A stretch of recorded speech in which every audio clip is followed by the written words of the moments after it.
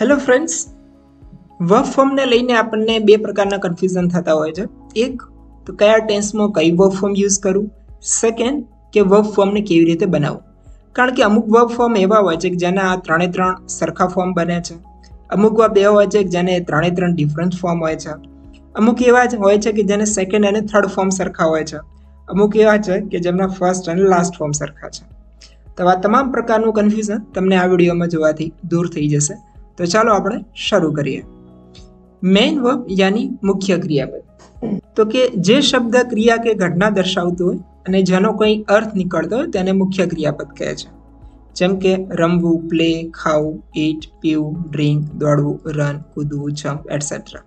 Okay, તો સૌથી પહેલા સમજશું કે V1, V2, V3, V4 અને V5 છે શું. તો V1 યાની બેઝ ફોર્મ, જેને ગુજરાતીમાં કહીશું મૂળરૂપ ક્રિયાપદનું, ફોર એક્ઝામ્પલ ગો. V2 યાની સિમ્પલ પાસ્ટ ફોર્મ, સાદા ભૂતકાળનું રૂપ, ફોર એક્ઝામ્પલ વેન્ટ. V3 યાની પાસ્ટ પાર્ટિસિપલ, ભૂતકૃદંત, ગોન. V4 યાની પ્રેઝન્ટ પાર્ટિસિપલ યા એમને ING ફોર્મ પણ કહી શકો છો. ગુજરાતી એનું વર્તમાન કૃદંત, એક્ઝામ્પલ તરીકે ગોઈંગ. V5 એસ કે ES form, third person singular present, જેનો યુઝ ઓનલી સિમ્પલ પ્રેઝન્ટ ટેન્સમાં, સાદા વર્તમાન કાળમાં, હકાર વાક્ય રચનામાં થર્ડ પર્સન સિંગ્યુલર યાની કે સબ્જેક્ટ તરીકે હી, શી, ઇટ હોય અથવા તો કોઈ સિંગ્યુલર સબ્જેક્ટ હોય ત્યારે એનો યુઝ થાય છે, જેમ કે ગોનું ગોસ. હવે આપણે સૌથી પહેલા V5 ના રૂલ્સ જોઈશું કેવી રીતે બને, પછી V4 અને લાસ્ટમાં V2 અને V3, અને વિડીયોના અંતમાં આપણે કયા ટેન્સમાં કયું વર્બ ફોર્મ વપરાય એનો પણ અભ્યાસ કરશું. તો V5 બનાવવાના 4 રૂલ્સ છે. V5 યાની એસ કે ES ફોર્મ વાળું વર્બ. સૌથી બેઝિક રૂલ છે કે જે મૂળ ક્રિયાપદ છે એની પાછળ આપણે એસ લગાવી દઈએ તો એનું V5 બની જાય. જેમ કે ડાન્સનું ડાન્સીસ, જમ્પનું જમ્પ્સ, સ્વિમનું સ્વિમ્સ, ટોકનું ટોક્સ, ફરગેટનું ફરગેટ્સ. ઓકે, સેકન્ડ રૂલ છે, અગર વર્બના એન્ડમાં V1 ના એન્ડમાં S, double S, SH, CH, O, X કે Z હોય. શું? S, double S, SH, CH, O, X કે Z હોય, એ કેસમાં આપણે ES લગાવશું. અને આ રૂલ સેમ છે જે આપણે નાઉન માટે પણ પ્લુરલ માટે યુઝ કર્યા હતા. સેમ રૂલ આપણે અહીંયા વર્બ માટે પણ વાપરશું. જેમ કે પ્રોસેસ અને બ્લેસ, જેમાં ડબલ એસ છે એટલે થશે પ્રોસેસીસ એન્ડ બ્લેસીસ.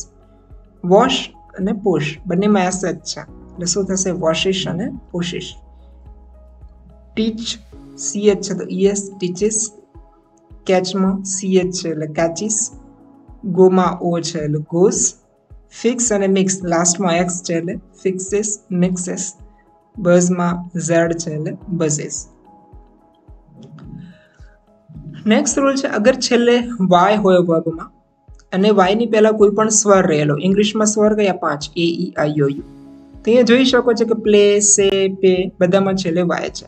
અને વાય ની પહેલા પ્લેમાં A, સેમાં A, પેમાં A જે સ્વર છે એટલે માટે સિમ્પલ એસ લગાવવાથી એનું V5 બનશે. જેમ કે પ્લેનું પ્લેસ, સેનું સેઝ, પેઝ, પ્રેસ અને સ્ટેસ બધામાં લાસ્ટમાં શું લગાવ્યું? એસ. હવે એવું થાય કે વાય પહેલા સ્વર ન હોય તો, યાની કે વ્યંજન હોય તો, યાની કે A, E, I, O, U સિવાયનો કોઈ લેટર હોય વાયની પહેલા, તો એ કેસની અંદર આપણે વાય નીકાળી અને IS લગાવી દેવાનું. જેમ કે સ્ટડી, ક્રાય, ટ્રાય, રિપ્લાય બધામાં છેલ્લે વાય છે, પણ સ્ટડીમાં વાય પહેલા D, ક્રાય અને ટ્રાયમાં વાય પહેલા R, રિપ્લાયમાં L જે વ્યંજન છે. તો આ કેસમાં આપણે વાય હેડ એન્ડ IS, તો સ્ટડીનું સ્ટડીઝ, ક્રાયનું ક્રાઇઝ, ટ્રાયનું ટ્રાઇઝ, રિપ્લાયનું રિપ્લાઇઝ. તો આપણે 4 રૂલ્સ જોયા V5 બનાવવાના. પહેલો બેઝિક રૂલ સિમ્પલ એસ લગાવવાથી. ઓકે, સેકન્ડ રૂલ હતો અગર એન્ડમાં S, double S, CH, O, X, Z હોય તો ES લગાવવાથી.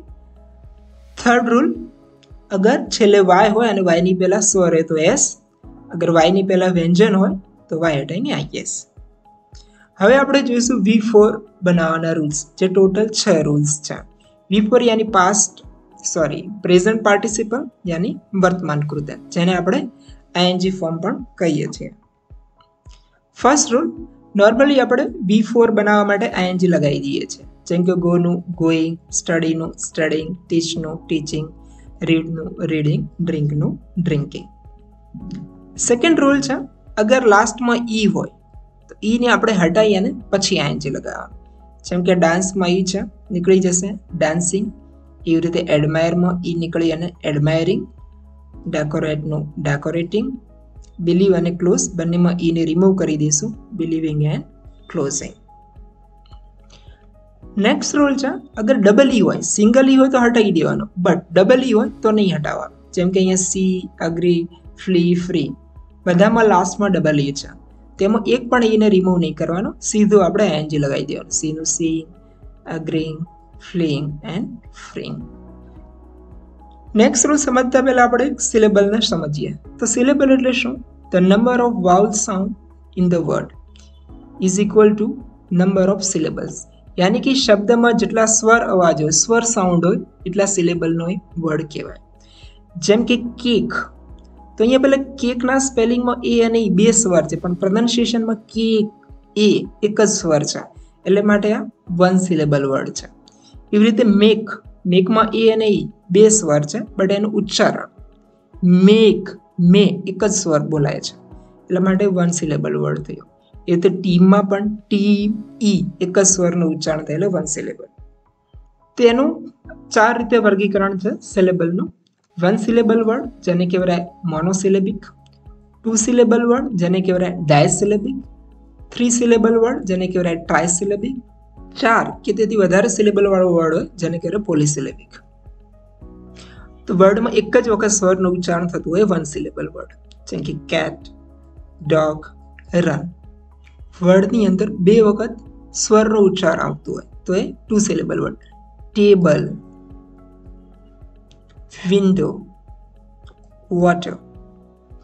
અગર વર્ડમાં 3 વખત સ્વરનું ઉચ્ચારણ આવતું તો એ 3 syllable word. Tomato, animal, elephant. વર્ડમાં 4 કે તેથી વધારે વખત સ્વરનું ઉચ્ચારણ આવતું હોય તો પોલિસિલેબલ વર્ડ.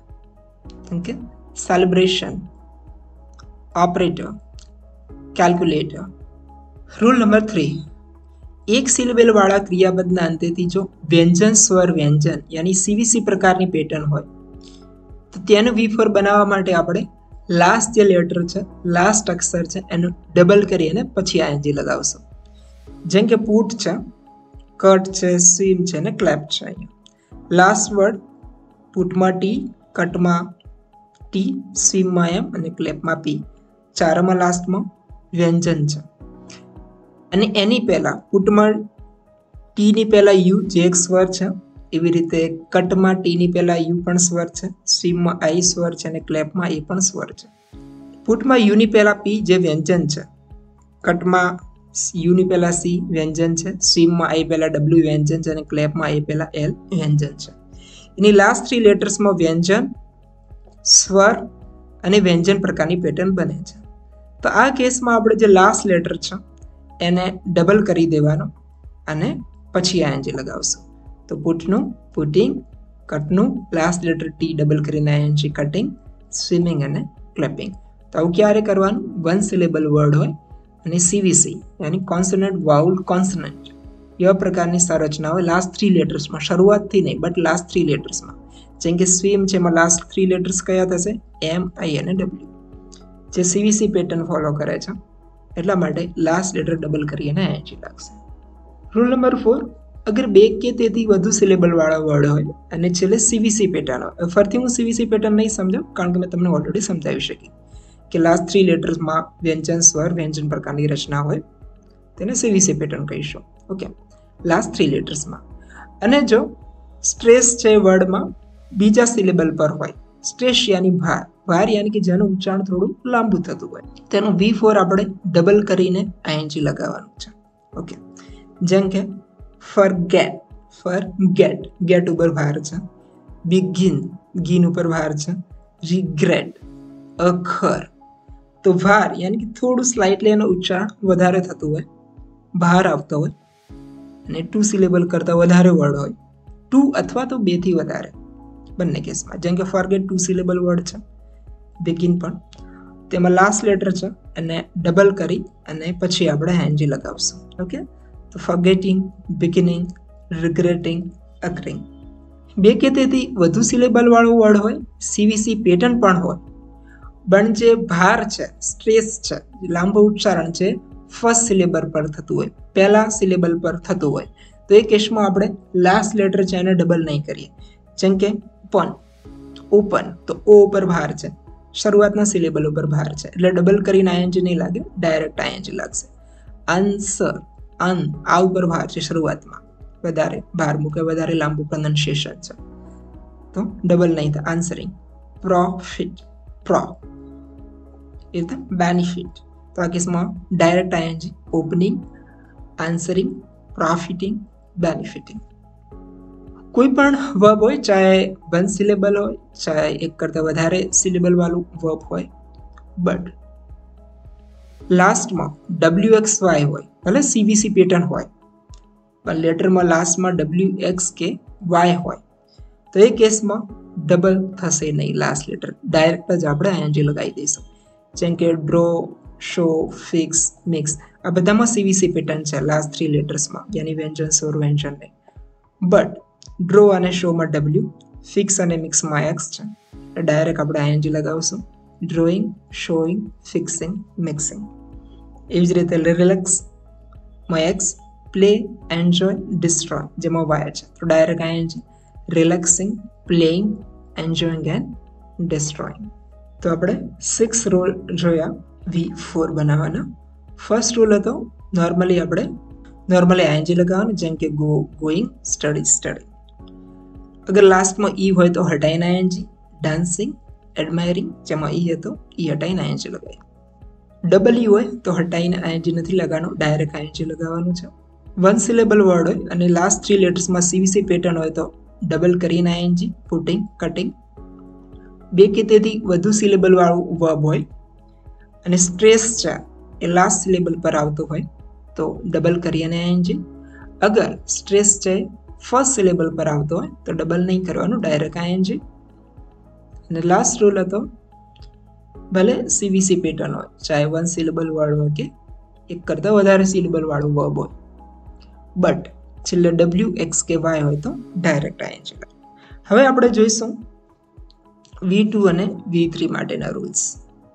V2 યાની સિમ્પલ પાસ્ટ ટેન્સ, સાદા ભૂતકાળનું રૂપ. V3 યાની પાસ્ટ પાર્ટિસિપલ, ભૂતકૃતનું રૂપ. પણ આ રૂલ સમજતા પહેલા આપણે એક બીજું વર્ગીકરણ જોઈશું વર્બનું. Regular verb and irregular verb, નિયમિત ક્રિયાપદો અને અનિયમિત ક્રિયાપદો. તો રેગ્યુલર વર્બ કોને કહેવાય? કે એવું વર્બ V1 કે જેનું V2 અને V3 બનાવવા માટે સિમ્પલ ડી કે ઈડી લાગતો હોય, તેને રેગ્યુલર કહેવાય. ઓકે, જેમ કે વર્કનું V2, વર્કડ થયું V3, ક્લોઝનું ક્લોઝડ. ઇરેગ્યુલર વર્બ કે જેનું V2 અને V3 બનાવવા માટે ઈડી કે ડી નો રૂલ લાગુ ન પડતા હોય. ડી નો રૂલ એટલે કેવી રીતે સેન્સ, જેમ કે ક્લોઝમાં ઓલરેડી ઈ હતો તો આપણે સિમ્પલ ડી લગાવી. ઓકે, જેમ કે અહીંયા છે એક્ઝામ્પલમાં ગોનું વેન્ટ થઈ ગયું, થર્ડ ફોર્મ ગોન, ઈટનું એટ, ઈટન, તેમાં ડી કે ઈડી કંઈ પણ ના લાગ્યું, પણ એક ખાસ રીતે જ બન્યા, તો આને કહેવાશે ઇરેગ્યુલર વર્બ. રેગ્યુલર વર્બમાં જનરલ સરખો રૂલ છે બધામાં, ડી કે ઈડી લગાવવાથી એનું V2 V3 બની જાય. ઇરેગ્યુલર વર્બમાં એવો કોઈ ખાસ સ્પેસિફિક રૂલ નથી કે આપણે એ રૂલ યાદ રાખી લઈએ તો ઇરેગ્યુલર વર્બ ના V2 અને V3 બની શકે. ઓકે, તે આપણે યાદ રાખવા પડે. લગભગ હજારોની સંખ્યામાં રેગ્યુલર વર્બ છે, જ્યારે ઇરેગ્યુલર વર્બ એપ્રોક્સ 180 to 200, 180 થી 200 જેટલા છે. ટોટલ વર્બના 95% કરતાં પણ વધારે રેગ્યુલર વર્બની સંખ્યા છે અને ટોટલ વર્બના 5% કરતાં પણ ઓછા ઇરેગ્યુલર વર્બ છે. અને હજારોની સંખ્યામાંથી હાર્ડલી આપણે ડે ટુ ડે લાઈફમાં 300 થી 400 જેટલા યુઝ કરીએ છીએ અને ઇરેગ્યુલર વર્બમાં 180 થી 200 થી આપણે 80 થી 100 જેટલા આપણે યુઝ કરતા હોઈએ છીએ.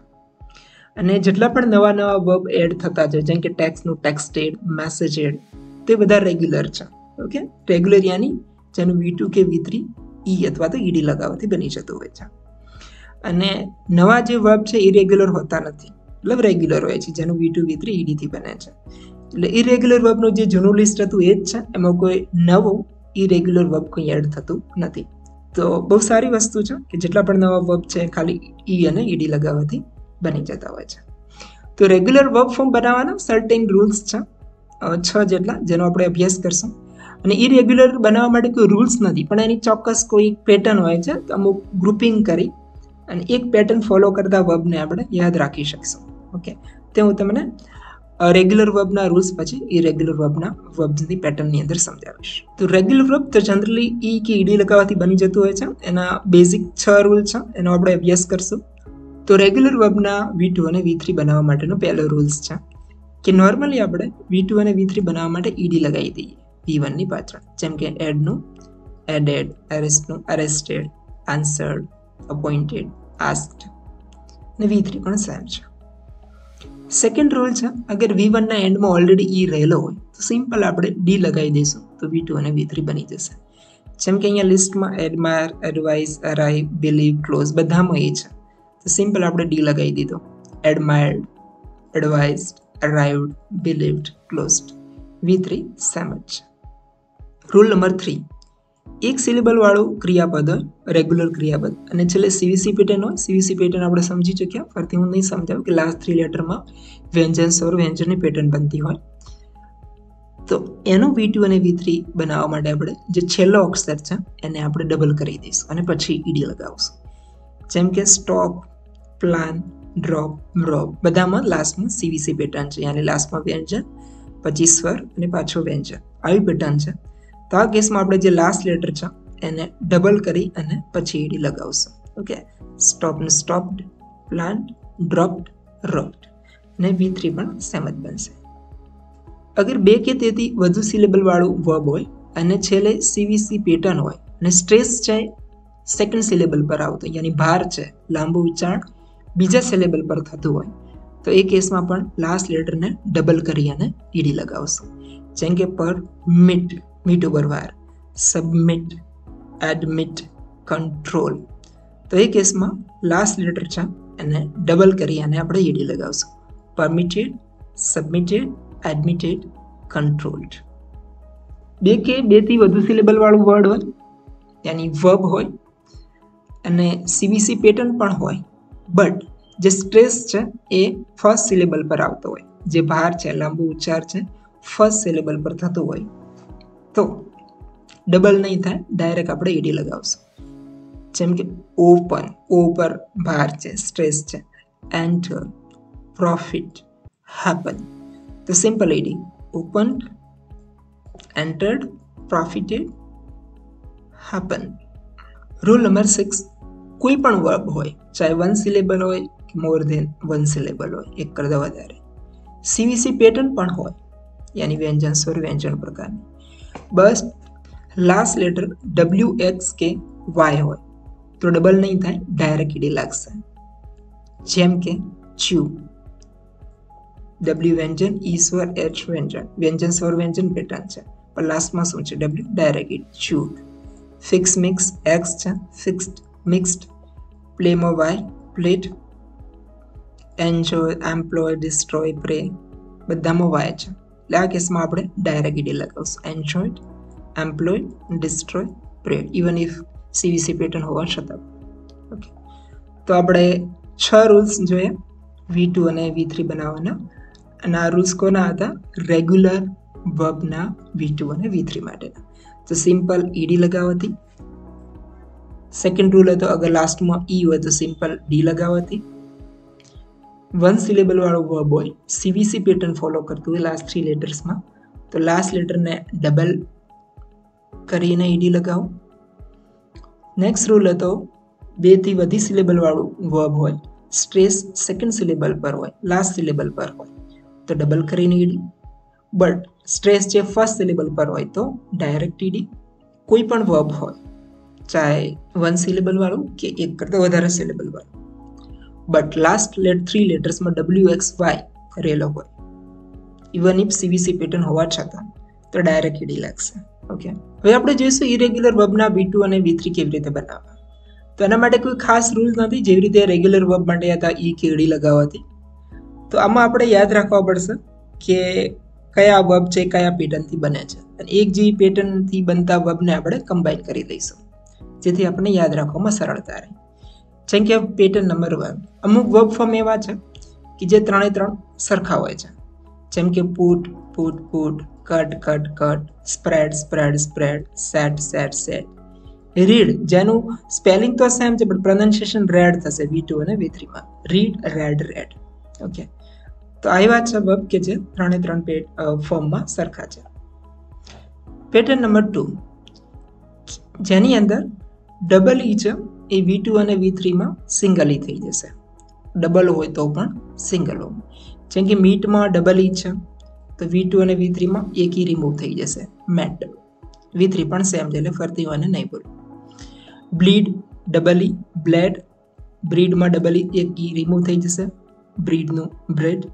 ફીડનું ફેડ, શૂટનું શોટ. તો ડબલ ઈ અથવા ડબલ ઓ એનું સિંગલ ઓ થઈ ગયું. તો કોઈ રૂલ્સ નથી બટ સરખી પેટર્ન ફોલો કરતા વર્બ છે ને કમ્બાઈન કરેલા છે. એવું નથી કે આની પહેલા આ હોય અથવા પછી આ હોય તો ડબલ ઈ નું સિંગલ ઈ કરી દઉં. એ તમારે ડાયરેક્ટ યાદ રાખવો પડશે આ બધા વર્બ. ઇરેગ્યુલર જે તમને મેં વચમાં જ કહ્યું હતું કે તમારે યાદ જ રાખવા પડશે, જે ટોટલ 180 થી 200 છે, જેમાં ડેલી લાઈફમાં 100 જેટલા વપરાય છે. એ તમારે યાદ રાખવા, એનો કોઈ ચોક્કસ રૂલ્સથી નહીં બને. પેટર્ન નંબર 3 ડબલ ઈ નું સિંગલ ઈ પ્લસ ટી એડ કરવાનું. જેમ કે ક્રીપમાં ડબલ ઈ છે, એક ઈ રિમૂવ થઈ ગયો અને લાસ્ટમાં ટી, તો ક્રીપનું ક્રેપ્ટ. ફિલમાં ડબલ ઈ છે, એક ઈ રિમૂવ થઈ ગયો અને લાસ્ટમાં ટી, ફિલનું ફેલ્ડ. એવી રીતે કીપનું કેપ્ટ, સ્લીપનું સ્લેપ્ટ, સ્વીપનું સ્વેપ્ટ. V3 પણ એ જ પેટર્નથી બને. પેટર્ન નંબર 4 લાસ્ટમાં જે ડી છે એનું ટી થઈ જશે. જેમ કે બિલ્ડ, ડી છે એનું બિલ્ડ. લેન્ડનું લેન્ડ. એવી રીતે સેન્ડનું સેન્ડ. ડી હતો એનું બધું ટી થઈ ગયું, બેન્ડનું બેન્ડ. V3 પણ સેમ પેટર્ન થઈ. પેટર્ન નંબર 5 તો વર્બની અંદર જ્યાંથી સ્વર શરૂ થાય છે એ પછીના બધા જ લેટર્સ, જેમ કે ફાઇટમાં આઈ ફર્સ્ટ સ્વર છે, વાઉલ. થિંકમાં આઈ, તો જ્યાંથી સ્વર શરૂ થાય બધા લેટર્સ હટાઈ અને OUGST લગાવવાનું. જેમ કે ફાઇટમાં IGST છે હટી અને શું લાગી ગયું, OUGST. થિંકનો ફર્સ્ટ સ્વર શું છે, આઈ, ત્યાંથી લઈને બધા લેટર્સ હટાઈ અને OUGST. થિંકનું થોટ. એવી રીતે બ્રિંગનું બ્રોટ, સિકનું સોટ, બાયનું બોટ. V3 પણ સેમ રીતે બનશે. અમુક વર્બ એવા છે કે જેમાં IND છે લાસ્ટ 3 લેટર્સમાં, એનું થઈ જશે OUND. જેમ કે બાઇન્ડમાં IND છે લાસ્ટ 3 લેટર્સમાં, IND રિમૂવ કરીને OUND. બાઇન્ડનું બાઉન્ડ, વાઇન્ડનું વાઉન્ડ, ફાઇન્ડનું ફાઉન્ડ, ગ્રાઇન્ડનું ગ્રાઉન્ડ. V3 પણ સેમ રીતે બનશે. પેટર્ન નંબર 7 અમુક વર્બ એવા છે કે જેનું V1 માં I છે એનું V2 માં A થઈ જશે અને V3 માં U. જેમ કે બિગિન છે I નું A અને V3 માં A નું U. Begin, began, began. એવી રીતે રિંગમાં I નું A, રિંગનું રેંગ, થર્ડ ફોર્મ A નું U, રંગ. સિંગ, સેંગ, સંગ. એવી રીતે સ્વિમ, સ્વેમ, સ્વમ. ડ્રિંકમાં પણ I નું A, ડ્રિંકનું ડ્રેન્ક અને એનું પછી U, drink, drank, drunk. Pattern number 8 V1 માં જે O છે એનું V2 માં E થઈ જશે અને V3 બનાવવા માટે V1 ને પાછળ N લગાવી દેવાનું. જેમ કે બ્લો છે તો O નું E, બ્લુ. બ્રોનું ડ્ર્યુ, ગ્રોનું ગ્રુ, નોનું ન્યુ. અને V3 માટે જે V1 છે એની પાછળ સિમ્પલ N. બ્લોનું બ્લોન, બ્રોનું ડ્રોન, ગ્રોનું ગ્રોન, નોનું નન. પેટર્ન નંબર 9 તો અહીંયા બહુ ખાસ રીતે બને છે એવું છે નહીં એક્ઝેક્ટ કયો સ્વર કઈ રીતે ચેન્જ થાય, પણ હા એનું V3 માં બધામાં N લાગે છે. જેમ કે ગીવનું ગીવન, ખાલી N લાગી ગયો લાસ્ટમાં. સીનનું સીન, હું V3 ની વાત કરું. શેકનું શેકન, ટેકનું ટેકન. ગીવનું જે I છે એનું A થઈ ગયું, ગેવ. સીનું સો, શેકનું શુક, ટેકનું ટુ. તો V3 માટે ચોક્કસ પેટર્ન બને છે કે V2 માટે થોડી ઓકવર્ડ છે. ક્યારેક I નું A થાય છે તો E નું A થાય કે A નું O થઈ જાય છે. પેટર્ન નંબર 10 જે V1 છે એમાં જે EA છે એનું બની જશે O, EA નું O. અને V3 માટે જે V2 જે બનેલું છે એની પાછળ લગાવી દેવાનું છે N. જેમ કે બ્રિક, તેમ EA નું એ, બ્રિકનું બ્રોક. સ્પીકમાં EA છે એનું O, સ્પોક. સ્ટીલનું સ્ટોલ, વ્યૂનું વો, અવેકનું અવોક. અને V3 બનાવવા માટે V2 ની પાછળ N, બ્રોકનું બ્રોકન, સ્પોકનું સ્પોકન, સ્ટોલનું સ્ટોલન, વોવનું વોવન, અવોકનું અવોક. Pattern number 11. અમુક એવા બેવા છે જેની કોઈ ચોક્કસ પેટર્ન નથી હોતી, યાદ જ રાખવા પડશે, આખો નવો જ વર્ડ બનતો હોય. જેમ કે ગોનું વેન્ટ થઈ ગયું, ગોન, ડુ, ડીડ, ડન. અમુક એવા પણ જે આપણે શરૂઆતમાં જોયા હતા ત્રણેય સરખા પણ છે. અમુક પહેલું અને ત્રીજું સરખું છે, અમુકમાં બીજું અને ત્રીજું સરખું છે, તો અમુકમાં ફર્સ્ટ અને સેકન્ડ પણ સરખા હોય છે. હવે સવાલ એ છે કે આવા ઇરેગ્યુલર વર્બને યાદ કેવી રીતે રાખવા, V1, V2 ને V3. તો આ વધારે છે નહીં, ટોટલ 200 છે, એમાંથી ડેલી લાઈફમાં 100 જેટલા જ વાપરતા હોઈએ. તમે જેવા એક જેવી પેટર્નથી બનતા હોય તો એમના ભેગા કરીને યાદ રાખવાના. જેમ કે આપણે શરૂઆતમાં સમજ્યા હતા, અમુક એવા છે જે 3 ફોર્મ સરખા હોય, અમુક એવા વર્બ હતા કે જેમાં ડબલ ઈનું સિંગલ ઈ થઈ જતું હોય, તેવા ગ્રુપમાં યાદ રાખવા. ગ્રુપમાં યાદ રાખશો એક જેવી પેટર્નને ફોલો કરતી, દિમાગમાં લોંગ ટાઈમ સુધી યાદ રહેશે, ડાયરેક્ટ રેન્ડમ તૈયાર કરવાને બદલે. હવે આપણે જોઈશું કે 12 ટેન્સમાં કયું વર્બ ફોર્મ વપરાય. ટોટલ આપણી પાસે 5 વર્બ છે અને કાળ છે ટોટલ 12. 3 સાદા કાળ, સાદો વર્તમાન, સાદો ભૂતકાળ, સાદો ભવિષ્ય. 3 ચાલુ, ચાલુ વર્તમાન કાળ, ચાલુ ભૂતકાળ, ચાલુ ભવિષ્યકાળ. 3 પૂર્ણ, પૂર્ણ વર્તમાન કાળ, પૂર્ણ ભૂતકાળ, પૂર્ણ ભવિષ્ય. અને છેલ્લા 3 ચાલુ પૂર્ણ, ચાલુ પૂર્ણ વર્તમાન કાળ, ચાલુ પૂર્ણ ભૂતકાળ અને ચાલુ પૂર્ણ ભવિષ્યકાળ. તો કયું વર્બ વાપરું એની પહેલા આપણે ફર્સ્ટ પર્સન, સેકન્ડ પર્સન અને થર્ડ પર્સન વિશે સમજી લઈએ. ફર્સ્ટ પર્સનના પ્રોનાઉન કોને કહેવાય? પ્રોનાઉન એટલે નામના બદલે વપરાતો શબ્દ કે જેમાં બોલનાર વિશે વાત થતી હોય. જેમ કે હું અંગ્રેજી ભણું છું યા અમે ભણીએ છીએ, તો ખુદની વાત થઈ ને. તો આઈ અને વી છે ફર્સ્ટ પર્સનના પ્રોનાઉન કહેવાશે, જે બોલનાર યાની કે સ્પીકરની વાત હોય. સેકન્ડ પર્સનના પ્રોનાઉન કે જે સાંભળનારની વાત થતી હોય. તમે સાંભળો છો, તું સાંભળે છે, અને યુનું સિંગ્યુલર કે પ્લુરલ યુ થશે. તો યુ છે સેકન્ડ પર્સનનું પ્રોનાઉન ગણાશે.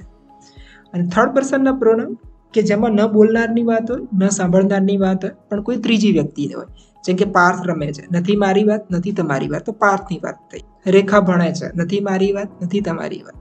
ગાય ઘાસ ચરે છે, તો કે હી, શી અને ઈટ. મનુષ્ય જાતિ સિવાય માટે ઈટ વાપરીએ, પુરુષ માટે ઈ, સ્ત્રી માટે શી.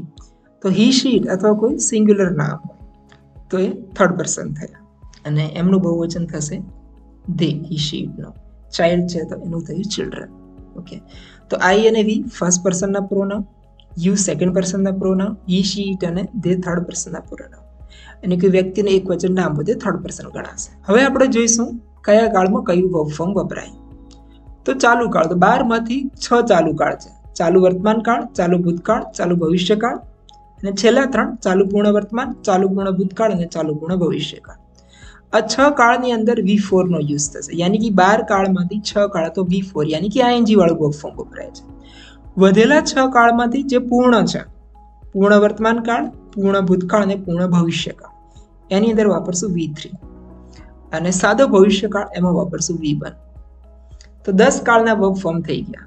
6 ચાલુ જેમાં V4, 3 પૂર્ણ V3, સાદો ભવિષ્યકાળ V1. આમાં ચાહે એમની હકાર વાક્ય રચના હોય, ચાહે નકાર હોય, કે ચાહે પ્રશ્નાર્થ હોય, કે ચાહે કોઈ પણ સબ્જેક્ટ હોય, આઈ હોય, યુ હોય, વી હોય, શી હોય, કે ઈટ હોય, એમાં વર્બમાં કોઈ ચેન્જ નહીં થાય. યાને સાદો ભવિષ્યકાળ હશે તો V1 જ વપરાશે, ચાહે કોઈ પણ પ્રકારનું વાક્ય કે કોઈ પણ સબ્જેક્ટ હોય. એવી રીતે ચાલુ વર્તમાન કાળમાં ચાહે કોઈ પણ વાક્ય હોય કે ચાહે કોઈ પણ સબ્જેક્ટ હોય, V4 જ વપરાશે. 2 કાળ થોડા વિચિત્ર છે, સાદો વર્તમાન કાળ અને સાદો ભૂતકાળ. બંનેમાં એક વસ્તુ કોમન છે કે એમનું નકાર અને પ્રશ્નાર્થ વાક્ય હોય ત્યારે બંનેમાં V1 વપરાશે મૂળ. વાત રહી હવે હકાર વાક્યની, તો સાદા ભૂતકાળની અંદર હકાર વાક્યમાં V2 સેકન્ડ ફોર્મ વપરાશે. પણ સાદા વર્તમાન કાળ પર ડિપેન્ડ કરશે કે સબ્જેક્ટ કોણ છે, એના આધારે વર્બ ફોર્મ વાપરવાનું રહેશે. અગર સબ્જેક્ટ થર્ડ પર્સન સિંગ્યુલર હોય, યાની કે હી, શી, ઈટ અથવા કોઈ એક વચન નામ હોય તો V5 વપરાશે, અને બાકીના કેસમાં V1 વપરાશે. આ રિપીટ થઈ ગઈ. સાદા વર્તમાન કાળ અને સાદા ભૂતકાળમાં નકાર અને પ્રશ્નાર્થમાં V1, બાકી રહી એમની હકાર વાક્ય રચના. હકાર વાક્ય રચનામાં સાદા ભૂતકાળમાં હંમેશા V2, બટ સાદા વર્તમાન કાળમાં અગર સબ્જેક્ટ તરીકે હી, she, it યાની third person singular હોય તો V5, બાકીના કેસમાં V1 યુઝ કરશો. એક પ્રકારની ફોલો કરતા પેટર્નના વર્બ્સનો આપણે ડિટેલમાં અભ્યાસ આવનારા વિડીયોમાં એક્ઝામ્પલ અને પિક્ચર સાથે કરશું. અમારું ક્લાસીસ અહીંયા અમદાવાદમાં આવેલ છે. સો આપ ઓફલાઈન કે ઓનલાઈન કોર્સ જોઈન કરવા માંગતા હો તો સ્ક્રીનમાં આપેલા નંબર 7283969498 પર કોલ કરું બધી માહિતી મેળવી શકો છો. Thank you.